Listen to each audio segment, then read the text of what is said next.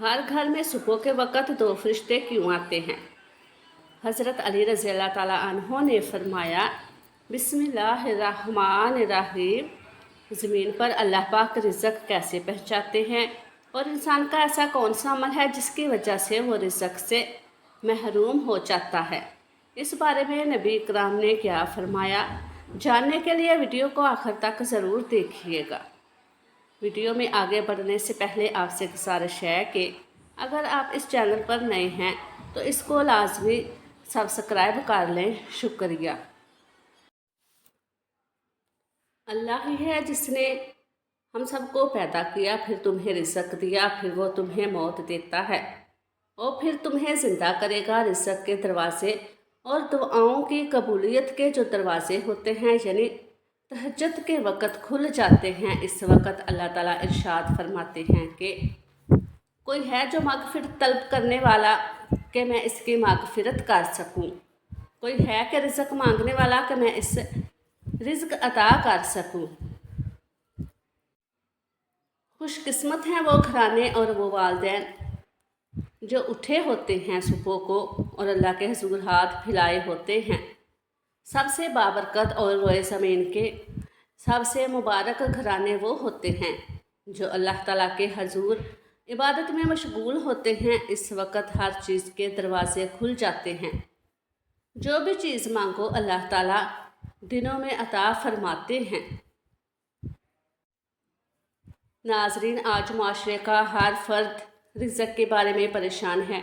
शरीयत के हुक्म पर अमल करने से कम वक़्त में ज़्यादा रिज़्क़ कमाया जा सकता है, यानी जो आपकी ज़रूरियत को पूरा कर सकता है। हदीस नबवी है, रसूल अल्लाह सल्लल्लाहु अलैहि वसल्लम घर तशरीफ़ लाए तो रोटी का टुकड़ा गिरा हुआ देखा। आप सल्लल्लाहु अलैहि वसल्लम ने इसे उठाकर साफ़ फरमाया और खा लिया और फरमाया, ए आयशा रज़ी अल्लाह ताला अन्हा, इज़्ज़तदार चीज़ की इज़्ज़त करो। जब अल्लाह किसी कौम का रिज़्क़ छीन लेता है तो वापस नहीं करता। हज़रत आयशा रज़ी अल्लाह ताला अन्हा फरमाती हैं, आप सल्लल्लाहु अलैहि वसल्लम ने फरमाया, रिज़्क़ के हासिल करने में दिन का शुरू वक्त अख्तियार करो, क्योंकि दिन के शुरू वक्त में बरकत और कामयाबी है। रिज़्क़ इंसान की तलाश में रहता है। हज़रत अबू दाऊद रज़ी अल्लाह ताला अन्हु कहते हैं कि रसूल सल्लल्लाहु अलैहि वसल्लम ने फरमाया, रिज़्क़ बंदे को इस तरह ढूंढता है जिस तरह मौत इंसान को ढूंढती है।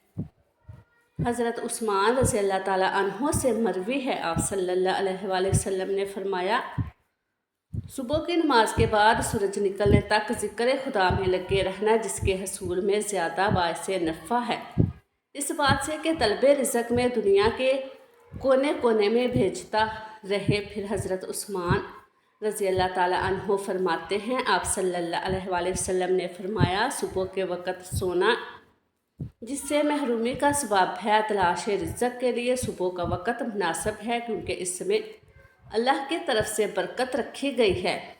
सुबह के वक़्त से मुराद सूरज निकलने के बाद का वक़्त है। सुबह के वक़्त सोना बेबरकती और परेशानी का बाअस है। रात गए तक कामकाज में नहीं लगे रहना चाहिए। इससे गुफ्तगू को अगर हम गौर करें तो समझ में आता है कि तलाश रिज़्क़ के लिए दुनिया भर की शरीयत ने यह तरतीब बनाई है कि नमाज फ़जर पढ़ें और इससे दिल से अल्लाह ताला से रिज़्क़ हसूल की दुआ करें। नाज़रीन, अब इन सब तरतीब से क्या फ़वाइद हासिल होते हैं, इस बारे में बात करते हैं। नंबर 1, इससे रिज़्क़ में फ़राखी और बरकत होगी, क्योंकि हमारे प्यारे नबी हज़रत मोहम्मद सल्लल्लाहु अलैहि वसल्लम ने इस वक़्त में बरकत की अल्लाह से दुआ की है। नंबर 2, इस वक़्त यानी तुलू फ़जर से तुलू शम्स तक अल्लाह की तरफ से रिज़्क़ तकसीम किया जाता है।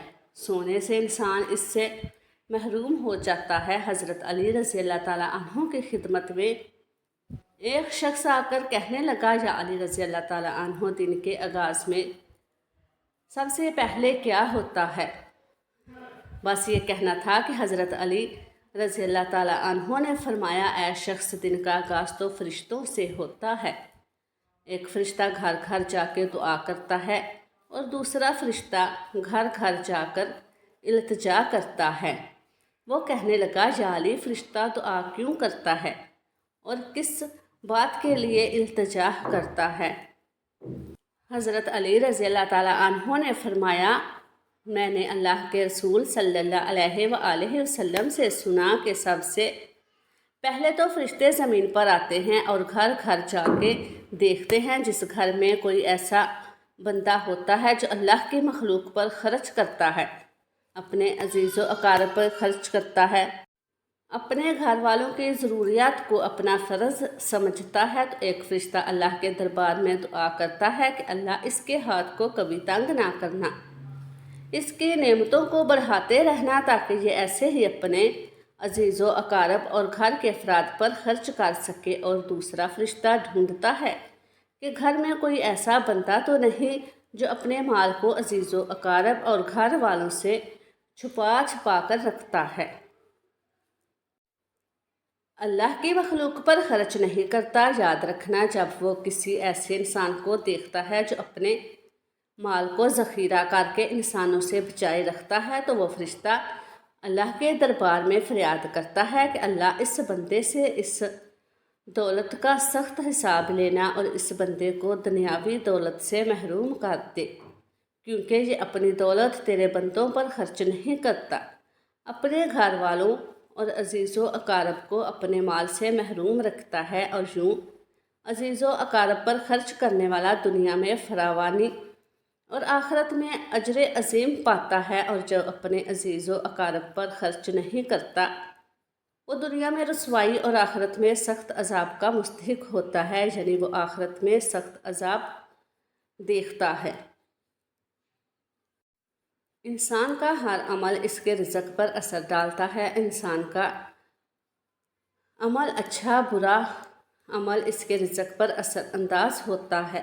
اچھے عمل سے رزق بڑھتا ہے اور برے عمل سے رزق گھٹتا ہے۔ اچھے برے اعمال رزق میں کمی بیشی کے اسباب ہیں، جب بھی وہ جہاں بھی پائے جائیں گے ان کے نتائج ضرور سامنے آئیں گے۔ یہ ایک بنیادی حقیقت بھی ہے جو عزت سے ملے دنیا میں سب کو ملتا ہے، مگر رزق کی دو قسمیں ہیں، ایک وہ رزق جو آدمی عزت اور ناموس پیش کر لیتا ہے، جس کے پیچھے بندہ بھاگتا ہے، محنت مشقت کرتا ہے، رسوائی جھیلتا ہے، تب جا کر ہاتھ آتا ہے، اور وہ بھی تھوڑا تھوڑا رزق ہے، بندہ اس کے قبضے میں ہے، اور مصیبت کا شکار رزق مسلط بندے کے لیے خدا کی طرف سے آفت ہے۔ دوسرا رزق وہ جو بندے کو آسانی اور سکون کے ساتھ مل جاتا ہے، یہ رزق خدا کی طرف سے نعمت ہے اور خود چل کے بندے کی طرف آتا ہے۔ اللہ تعالیٰ سے دعا ہے کہ اللہ پاک ہمیں اپنی مخلوق کی خدمت کرنے والا بنائے، اللہ ہمیں دین کی سمجھ نصیب فرمائے، اور آخرت کے عذاب سے اللہ تعالیٰ ہمیں محفوظ رکھے، اللہ پاک ہمیں بہتر عمل کرنے کی توفیق عطا فرمائے، اللہ پاک ہم سب کے رزق میں برکت عطا فرمائے، اللہ تعالیٰ نیکی کی بات کو سننے سمجھنے اور اس پر عمل کرنے کی توفیق عطا فرمائے۔ اللہ تعالیٰ میرا سنانا اور آپ کا سننا اپنی بارگاہ الہی میں قبول و منظور فرمائے۔